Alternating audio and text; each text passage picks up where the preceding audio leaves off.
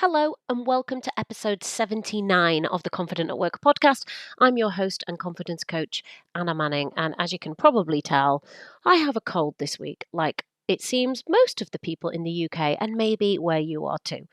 So, this week, I have a special guest episode. And in this episode, you're going to meet Lydia. And Lydia is a former coaching client of mine who is talking to us about having the confidence to change direction in your career. And she takes us through the moment of, or kind of the period of realizing that maybe the path was going to change, or the career path that she thought she was on was going to change, through to kind of struggling with that and having all the thoughts and feelings about that, to exploring what the potential options could be and how she might go about changing things. And then into the period that she describes that she's in now, where she started testing out some of that exploration and trying something new. And obviously, I have been a career change person myself as well. Like Lydia, I used to be a lawyer. And now I have my own business and I'm a confidence coach. So I'm sharing a little bit of that in the episode too. So before I introduce Lydia and give you our conversation, I wanted to invite you to take the quiz to find out whether you're stuck in a low confidence cycle. So you can, if you're on your phone, you can tap into the show notes now, and with a few clicks, and then in a few minutes, you can start the quiz. And we've had over 1,000 people take that quiz now, so we're getting a really nice data set, which tells me whether or not you're stuck in a low confidence cycle. And if you are, what are the habits and the patterns that you can control that are contributing to that low confidence cycle? And then I'll give you some personalized results to tell you what you can do to grow your confidence from where you are now. So I'll leave that link in the show notes. You're invited to take part and to grow that data set. And actually, one of the things it's going to help me do is know what episodes to provide for you, what stuff you're struggling with, and what you need help with in relation to your workplace stuff and your confidence stuff for 2024. All right, without further ado, here is Lydia. So, welcome to the podcast, Lydia. Hello. Today, we're going to be talking about having the confidence and maybe the courage to explore something different. And especially when you might have been in your career for a while and you might have been on a certain path and you might have had a certain goal in your mind or an idea of where you were going to, and then something changes. And Lydia at the moment is well qualified to talk to us about this. So, can you introduce yourself, Lydia, and tell us a bit about who you are and what you do? Yes, I'm Lydia. I am currently a senior associate at a national law firm, and have been for, well, I've been at the firm for about 10 years. I've been a solicitor for 13, and I've specialised in clinical negligence to date. So, we're talking today about that moment when you realize that maybe the path that you've been on, which looks really well laid out for you, maybe since you were in Yeah. law school or maybe since you were in uni, suddenly changes, or that path, you start to question it, or it starts to look a bit different. Can you Yeah. tell us a bit about how that came up for you? Yeah, well, it is true that it was kind of mapped out really since school, probably. There was always a clear direction, not necessarily into law, but to the next stage. So, it was school, college to do A levels, university, and I did law at university with the thought that, oh, okay, well, I quite like it. It might lead to a job at the end of it. History, English, which were my other options, might not, but I'm in no worse position. But then when I got to university, and it's very much assumed, what the time it was, that you would want a career, you'd want to be a solicitor or a barrister. So then you get caught up in applying for training contracts, going to look to do your LPC. So did my LPC, then went to a training contract, then where I trained was quite a small firm, so I did like conveyancing and PI. and credit hire, and then ended up doing PI. And then I thought, okay, qualified. Then was sort of thinking, oh, maybe I'd quite like to do clin neg, but it's quite linked to PI. So moved to do that, and then kind of got more experience, got promoted to senior associate. And then obviously the next step is to kind of career, progress the career further and look to go for partnership. And it was when I had my little boy, who is 2 now, that that's when things changed for me. And it was a bit of a kind of forced me to reassess really what I wanted out of my life. And I kind of realized that I'd never truly sat down and thought about what I really wanted to do. I'd kind of got on this path and just kind of followed it. And it wasn't easy. There's been difficult things that I've had to do, difficult decisions to make. But it was kind of the path that I ended up on. And, I've enjoyed it. It's served me well. But I think that I realized that I'd found myself on this path without any real thought or reflection about whether it was truly what I wanted. And um, that might also be to do with age. I think as you get older, you're a bit more aware of who you are and what you want. But yeah, having my little boy, I've had to think about what I wanted my life to look like. Sorry, what example I wanted to set for him, what my priorities were, what kind of parent I wanted to be, what sacrifices that I was willing to make, and sacrifices that I wasn't. Um, so yeah, that's kind of where it came from, I think. I think probably a lot of people listening would identify with that Mm, thing you've mentioned, which is that there comes a certain point in quite a lot of people's lives where they say, hang on a minute, like I got on this path and I yeah, am on it. And maybe, like you, they've done well on that path. They've been yeah. successful. They've kept going to the next thing. But actually, hang on a minute, it comes to a crunch point and they're thinking, Mm. is this what I want to do for the rest of my career? And when you think about the context of our careers, we're probably going to be working till we're like Oh yeah, 70. and the rest. So what was that like for you then, doing that reassessment? Because I can imagine that at that moment where that rears its head, it could be really easy to just think, oh, never mind, it'll pass and kind of buckle Mm. down and just think, oh, I've worked hard, I'm in this career, like that's kind of it now. I'm sort of stuck. Yeah. Well, I did have that feeling, and I think it took me quite a long time to.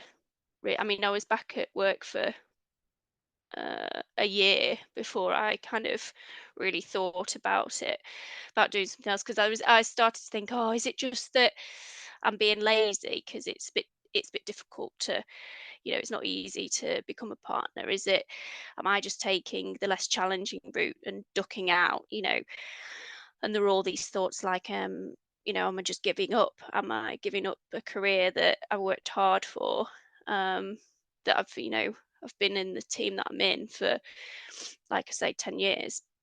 Um, and there were all these thoughts of, am I letting people down? My parents who've supported me through my legal career, um, people who mentored me at work. And there were feelings as well of like, is it a bit really irresponsible to do this when I've got more responsibilities than I've ever had before, having a child, having a mortgage, like moving house. Um, and, you know, I think the other thing that was a major thing for me was, what will other people think?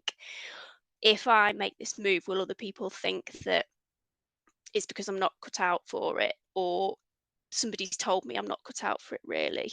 And is it that I just couldn't hack the pressure of, a difficult career and a family? So it was really, really challenging. And I think for a long time I thought, oh, this is just me being a wuss kind of thing, and me just finding it hard. because it is hard adjusting when you've had such a big change as having a child, um, and then adjusting to the person that you are now and juggling a career that used to be higher up in my list of priorities than it is now. Um, and I think that it was just about taking time to really think about it.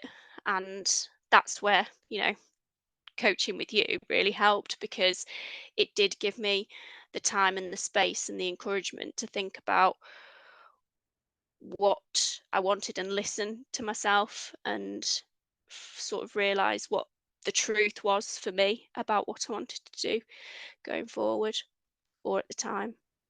And it sounds like when you initially started thinking about it and you were doing that reassessing, the first things that came to your mind was, oh, it's because I'm like Ye- not cut out for it. It's because I can't hack it. It's because Yeah, maybe I'm just being lazy, or yeah, maybe I'm going to be letting people down. And it's interesting that your brain went in that direction. mm, yeah. Why do you think that was? I think it's because I am a really kind of risk averse person, and it felt like a huge risk. And I think, I don't know, probably as a lawyer, you're almost conditioned to look for the possibilities of everything, of the something going wrong. Um, so yeah, I think sometimes to carry on doing what you're doing is easier than looking at maybe doing something a bit different. So it took quite a lot of bravery to think about. But then at the same token, I think it's also about perspective. I mean, it's not the end of the world if it doesn't work out. Probably not going to die. So it might, is it really? It's. I kind of think it's worth giving it a shot. What's the worst that can happen, really? Absolutely. And I guess that's some perspective taking. But I think when you're in the Mm, midst of that thinking and that decision mm, making, it does seem, or the thought about changing something does seem massive. I remember when I was thinking about starting my own business and going full time. And yeah. when you talk about like parental expectations, it's like, Mm, okay, I know you supported me through law school, but now I'm going to be a life coach. And I was like, what on earth? yeah. And I know. you do think about it, and those things Mm, do have an impact. So yeah. you said a couple of things that helped you. Well, obviously Hmm. you had some coaching, so you had the space to think it Yeah. through, but Yeah. also to see what the truth was. What Mm. did you mean by that? I think it was just kind of, it was that dedicated time and space where I was just kind of focusing on myself, because in day-to-day life it's kind of, you're always distracted, and you have thoughts, and then you think, oh, okay, maybe I'll pick up on that later, or you not I think it was, I needed the time and space to listen to myself and learn to trust what I thought, kind of deep down.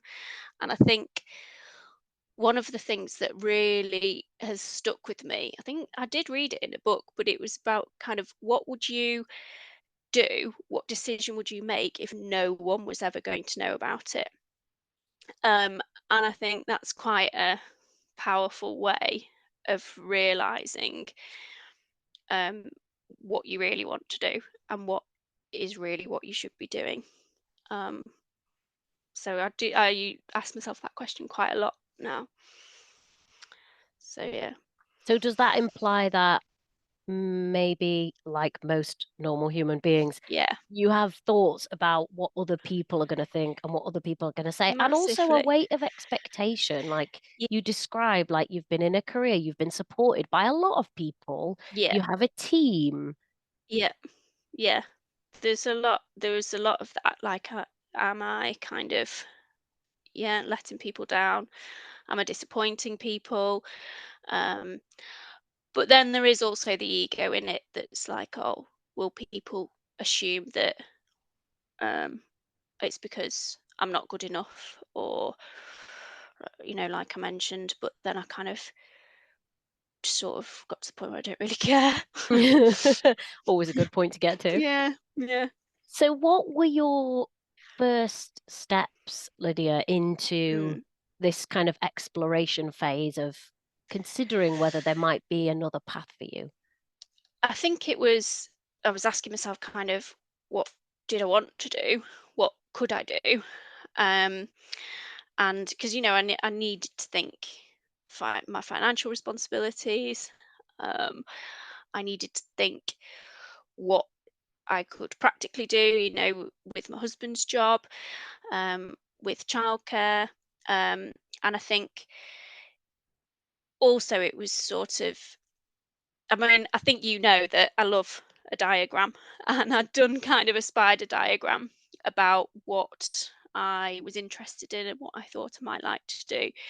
Um, and then I kind of explored what practical things I could do to sort of um, explore that really. So, a course in something, join a particular organisation, um, reading around particular subjects that interested me, um, looking at things that I could do outside of my normal job, kind of voluntary roles, um, that might help, um, on my CV, or um, I also thought about connections that I already had, people from law school, people, friends from university, other people that I knew and had met throughout my career.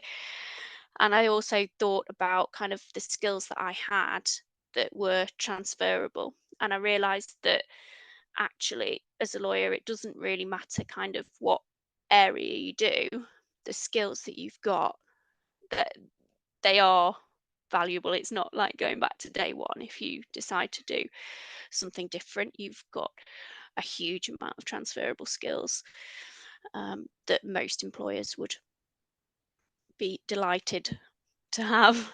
Absolutely. And I think that is something that most of us forget if we're thinking of Yeah. doing something different or taking a Mm. new direction. We're like, well, right, back to day one. It's Ye like I'm a 0 years old child. Yeah, Like, well, actually, no, you're a successful professional that comes with a load of yeah, skills, a load of expectation, experience, yeah. and loads of things that you can bring. So, Mm. what is it that you started looking at and thinking about in terms of what you did or you think you might do in the future? Do you mean kind of actual do you mean sort of Like the pra area that you're thinking oh, about sorry, now, because yeah. you mentioned So before you were doing clinical negligence work. yes. And I should just say for people who don't know what that is, if that sounds Yeah, cryptic, Lydia was supporting hospital trusts yeah, and healthcare providers, um, and being their lawyer. yeah, yeah, exactly. I suppose specifically in claims from people who are suing, um, hospital trusts for treatment that they've had. Um, so what I realised that I was really interested in was people, and um, kind of employment, law. I thought actually that really interests me. Um, kind of l- looking at how, um, people are really affected by things in the workplace, and um, I think I am quite nosy, and I do quite like the finding things out about people, and like there's a lot of investigation work, in employment, and I just think that actually would really suit me, and yeah, so I thought I'm fortunate that the firm that I'm at, they do employment law, so I thought, well, I might give that a go. I wonder if it'd be great to be able to do that. And I think I thought I didn't actually think about my firm straight away. I think I thought, oh, what if I do want to do this, what should I um, do to kind of? So I started kind of reading around the subject a bit in my own time, um, and I started joining some kind of like organisations that um, are kind of in line with what I think about things that might need to change in the employment world. Um, and yeah, and I was very aware that it would be extremely difficult for me to, with no employment law experience, um, to go into a law firm um, and get a job as an employment lawyer. Um, I looked into courses as well to do um, to try and make up that knowledge. I did an employment on my LPC, but that was a considerable amount of time ago. When I say the number, it makes me think, I think, oh, I'm only that age, surely. But no, I'm older than I think I am. So, yeah, I think that I covers it. rem I remember that exam specifically. Mm, I remember coming out of my employment law exam when I was in law school and thinking, yeah, oh yeah, I totally nailed that. Like I did better on that than any of my others. And it was my yeah. worst mark. And I was Was like, it? no, this isn't. Hopefully yours was better, given that that's what you're Yeah, I thinking of can't doing now. remember it, you know. I might have to dig that out. Although no, because it might knock my confidence, mightn't it? Might if Only I like. only if you let it, Lydia. Yeah, true, true. So tell us about what you're doing now. So obviously you've had this period where you started Yeah, to think, hang on, maybe I need to make a change. Then you have this early exploration period where you were looking at relevant things and talking to yeah, people and really scoping out what's important to you and where do yeah, you want to go next. And now it sounds like you're in this kind of testing period almost. yeah. So then I had to do the kind of most difficult thing, I think, which was kind of express it out loud and say to my boss that, you know, I wanted to do something new. And that was difficult because um, I didn't want to kind of look ungrateful for support and encouragement that I'd got from him. And I didn't want to let him down, really. And also, I kind of think, is it a bit, how would I feel if someone came to me and said, don't want to do your work, I don't want to work with you anymore? I mean, that isn't the reason, but you know what I mean? I think that's how I might have interpreted it if it had been the other way around. Um, but actually, I was quite surprised, and he was very understanding and actually said, "Oh well, I could talk to somebody if you like." And I was like, "Oh, okay," um, because I hadn't thought, as I say, about staying, being able to do it, and I actually thought they'd tell me to fuck off and go and find a job somewhere else and try my luck. But yeah, they didn't, and then yeah, I think I'd chatted obviously a lot to my husband, and I've got some really good friends who, you know, to sort of sound it out. And saying it out loud was quite scary because it felt like that was a commitment. Then I'd said it, and there was no going back. But actually, I could have changed my mind at any stage. And then yeah, they were really supportive. So um, they, I think it was quite fortunate that the employment team within the firm I was already at were looking for somebody to, particularly to join a team that carries out investigations. And so that was they were um, well, it worked out quite well because there's, as I say, the transferable skills in interviewing witnesses and um, people and meeting people, etc. Um, so then it was, I think I actually said, because we were working through practicalities, and I had suggested doing it as a secondment, and I thought this is a bit cheeky, really, because they're probably not going to say yes because that's me really hedging my bets that if it doesn't work out, or I don't like it, or they don't like me, then I'm not losing anything. I can just go back. But then the boss in the employment team was like, "Oh no, I think that's a really good idea. That's what I think we should do." Um, and my boss in the clinic team was supportive of that. The whole clinic team were, and then yeah, so it was all kind of agreed, and I started in last week in January, so for 4 or 5 months, um, to see how it goes. So yeah, Brilliant. I Sounds know. great. And Yeah, I mean, I don't really know what it means that you're in an employment team that focuses on investigations, but it sounds fascinating. yeah. I suppose I'm not even 100% sure yet. It's only been a week, Anna. But no, it's, if there's people that say there's, they do, and it is still within the healthcare realm. So there's that experience that I take with me as well. Great. So yeah.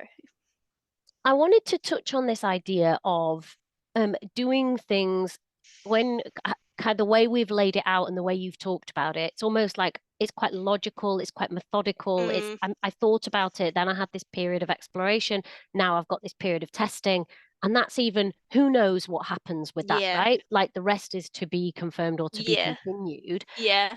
But many people have asked me over the time when I've been like doing coaching and then Mm, going in to do my own business. Oh, how did you get the confidence to do that? How did you get the courage to change? And one of the mm. things that I always say to people is I did it really gradually. Yeah. Yeah, I think that's true. Because I think when we think about this big change and taking a big leap, it's almost like our brain thinks it's going to be like one day we do this and then the next day we Yeah. do that and it's done. Yeah, and it's not at all. I think that's right. And this was probably months that I this process for me. Um, and I think that again, it was going back to that time of just giving yourself time and space and thinking about it and being honest with yourself. Um, because no one, it sounds a bit corny, but no one knows you better than you do. So I think if you can have the time, and that's what the coaching helped me with, was having the time and really thinking about what I wanted to do, um, and gave me, I think the confidence was it doing that and taking time sort of meant that I would stopped comparing myself to others. Um, and it's kind of like getting used to an idea, because at first, um, when I'd said it to my husband, I just couldn't imagine. It was like a fear, like not doing. He's Because he was saying, maybe you need to do something else, a different area of law, and um, that I remember when we had that conversation, I was like, "No way, that's giving up everything I know, like, all way out my comfort zone, all my support network at work." Um, and then I think as you sit with an idea for a longer time, it gets less scary, and your confidence in that idea grows, and all the things that first hit you and that you were first thinking about and were really scary kind of fade away a bit. So the whole comparing myself to other people, my peers, where they were at in their career, what they were doing, what I thought I should be doing. Um, and then it kind of, I think, testing the water then gave me confidence, because nobody said, "Oh, that's ridiculous. Why would you do that? Um, you can't do that." Um, and you know then actually have been amazed. I think it's been a huge confidence boost, actually, because I've realized how valued I am by my current employer, way more than I thought I was. The fact that they've accommodated me doing this, um in fact, it's more than accommodated me. They've really encouraged me and supported me to do it, um and it's more than I ever would have imagined. um and as I say, yeah, I thought that they would say, "Well, yeah, we'll give you a good reference if you want to go and look at something else." So, it's been totally the opposite to that. So, yeah, that's helped my confidence as well. Um, and it, and I think also it's just getting to the point that it's kind of accepting that nothing's set in stone, and nothing you commit to has to be forever. There's different phases of your life, when you might want to do something different, and your priorities are different, and your career goals are different. Um, And just because I'm doing this now doesn't mean necessarily that it's how I feel. And, maybe in the future I might want to go for partnership, um, and carry on the ladder. But at the moment, that's not, um, where I see myself in the short term. Yeah. It's good to hear like that honest assessment of things, but it's also Mm, great to hear that your employer was really supportive. yeah, I yeah. do think that can make a difference. I had the same thing when I was thinking about, Mm, changing. I had a lot of support from my previous employer, and then to yeah. the point where when we had the career conversation where they said, "Okay, what's next for you? What are you Hmm. looking at next? Where are you going to go?" That kind of more Yeah, yearly conversation, maybe where you yeah, think about yeah. future. And I said, I'm not really sure if there's anything else I want to do. I Mm, think maybe I'm going to go and do this coaching thing full time, which they'd fully supported the whole way yeah. through. They were like, "Well, you know, you'll we'll wait for you to hand your notice in when you're ready then, and if there's anything we can do to support you in the meantime, then let us Wow. know." Yeah, wow, Yeah. exactly. And when I tell people that, they're like, "Whoa, what?" Mm, It's yeah. amazing. But I think it's just most people assume that nobody would act like that. But I don't know why really, because, you know, if I was the employer, I think, Mm. and it was somebody who'd worked hard and had given quite a lot of years of their life, why would you just cast them aside? Why wouldn't you support them and want the best for them? And why would you not want to retain them in your business if they've got skills that you can use?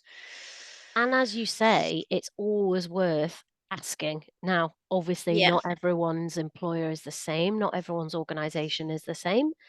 You might be slightly less lucky than me and Lydia, but it's worth thinking about what opportunities there are within your Yeah. organization, or whether there is like something like a secondment opportunity. I know that Yeah. happens a lot more in the public sector. It's a lot more Yeah. accepted. Yeah. It can be encouraged even, but that's not Mhm. to say that that can't happen in industry or in No. businesses as well. So it's always worth having a conversation and just brainstorming what the options might be. Like if Yeah. you dared to ask. Yeah. And I think that there's the fear that um if you suggest that you are not, that you might want to do something different, that is then, you know, putting a massive stop and kind of a massive line in the sand that you can't then continue. But I that I was fearful of that, but I don't think it's the reality, really. I think it's easy to think, oh, you have to always be pushing for the next thing, and always, and it's about kind of your persona and what you convey that you want, and you can't possibly ever sort of be vulnerable and say, oh, actually, I'm not sure, can you help me a bit? Whereas actually I think you can, and it is particularly when, um, people we work with, you spend a lot of time at work, and I think people know you probably better than you might think that they do, and it's not necessarily going to be a surprise to them, um, if you suggest it, and neither is it going to be a black mark against your name just because you've floated a different idea, even if it doesn't work out. It's unlikely that somebody would turn around and just say what your brain says to you, which is, "Don't be so ridiculous. That'll never work out. How dare you?" In fact, the only person that says that is your own Yeah, brain most of the yeah, time. Maybe for some people they do hear that, but mostly it's our own brains that do that. yeah, Like, who do you think you are? yeah. What on earth do you think Exactly, you're playing at? exactly. Yeah, Yeah. and actually, even if you are in an environment which is you don't think would be supportive and Mm. therefore you don't want to say anything, I think there's that exploration phase that you talked about. You can do that just in your own time, Yeah, in your own yeah. space, in your own way, without necessarily having to share that with Mm. the Yeah, people that you work with or your boss or your team. exactly. Yeah, and there's ways of building up. I mean, my kind of change is still, um, it's still law, it's still being a solicitor. Kind of your change was a lot bigger, and you would have had to, I imagine, do quite a lot at the same time as your old job. But you've shown that it's possible to do it that way as well. You can build up these things, um, alongside what you're doing currently is another way of doing it. Yeah, that's true actually. And even for me, like I did things within work and outside work. So I Yeah, offered to coach people at work because that's a benefit for the yeah, organization, yeah, and a benefit for the staff. And it was also great for me because I got loads of practice, found out what I yeah. liked, really improved my skills. Um, and then yeah, did stuff outside of work. Mm, And I think in the early days when you first got your head into an idea, you've got more energy to do that kind of thing. yeah, yeah, I think so. And also it's just a bit, again, it's the having the time to think, because that's a really good idea to um, do the coaching where you already are. I think you can use, it doesn't have to be like you said, this total change and this total flip. And all of a sudden you're a completely different person. I think there's things that you probably are doing already, if it's something that interests you, that are that is linked to that, or something that you could do within your own organization. They've probably got, there might be kind of committees or things like that, or steering groups and things like that, that might not be in the area that you work, but as in your organization as a whole, that you can join. So again, it's a benefit to the organization, but also a benefit to you in expanding kind of your experience and skill set and knowledge. Yeah, and there's always organizations, if you're thinking of changing industry or going to an organization Mm. that's completely different, there's always organizations that are looking for like people to do a trustee role or like a Yes, yeah, volunteer that's one of the role. things I looked at actually. Yeah, Yeah. yeah. Or who might you might be able to get some experience in a different Mm, way or in a different capacity. yeah, That could be really exactly. valuable. Yeah, yeah. Okay. Thank you for chatting to us about that. That's all right. That's all right. It's been a pleasure talking to you. I think the last thing that I ask, which I usually always ask people when they come on the Mm, podcast, is if somebody's listening to this and they're kind of thinking, oh, maybe I'm where Lydia was, in that I'm reassessing now. Maybe I'm mhm. not quite sure if this path that I thought I had laid out, maybe I'm not quite sure anymore if that's Yeah, exactly right for me. What advice would you give someone? I think just give yourself time and space to think about what you really want to do and what it is you really want to achieve at this time in your life. And go back to that thing, what decision would you make if nobody else knew? And nobody else was reliant on you, or nobody had any expectations of you. What decision would you make, and what would you do, and who would you be? And then I think it's just kind of give it a go, because really, what, you don't have a lot to lose, I don't think, not in the grand scheme of things. um Life does actually work out, um even if you do something, and what might feel completely irresponsible and completely crazy right now, actually give it some time, and I don't think it will seem quite as crazy. Thank you, Lydia. No worries. Thank you, Anna. I hope that you enjoyed that interview with Lydia as much as I did, and maybe it's given you some food for thought. And if you are not somebody who's thinking about changing career or changing direction, but you know somebody who is, maybe send them this podcast episode to give them a few ideas and a little bit of support along the way, because it can be a daunting and, for some of us, difficult time. So, the last thing that I want to invite you to before the end of the podcast is, if you're thinking about working on your professional confidence in 2024, or like Lydia, there's space and time that you need with an expert to take stock and to evaluate and to think about where you're at and have time and space to focus on what you might want to do next, you can book a call and talk to me about whether some private coaching with me is going to be the right thing for you. Um, I'm happy to tell you whether it is or whether it isn't. And if I think that I'm not the right person to help you, I will try and direct you to somebody who is. Okay. I will see you in next week's episode. Bye.